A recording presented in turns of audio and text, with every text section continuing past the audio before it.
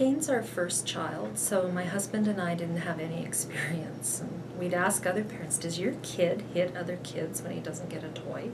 And they would say, oh yeah, that's typical. Or, does your kid have tantrums? And they'd say, all toddlers have tantrums.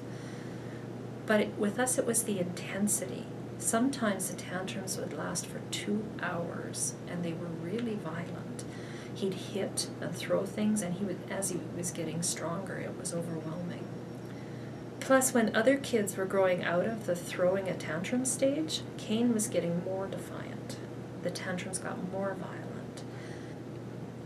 He'd give his brother bloody noses. He'd get ideas into his head that somehow his younger brother had wronged him, and it could be something like, he's wearing a red shirt and I don't like red shirts, so I have to get him. His attitude started to affect him at school, like he would refuse to follow directions from his teacher, and he was fighting with other kids.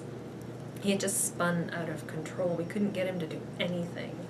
It was harder and harder to even get him just to brush his teeth.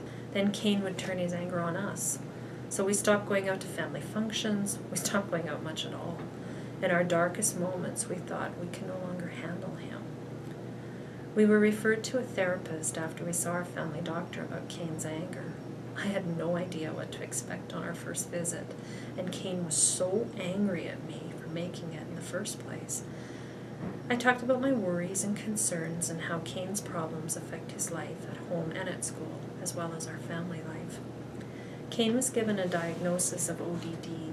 The therapist gave me some reading about the disorder, and it really clicked with what I'd seen with Kane's behavior.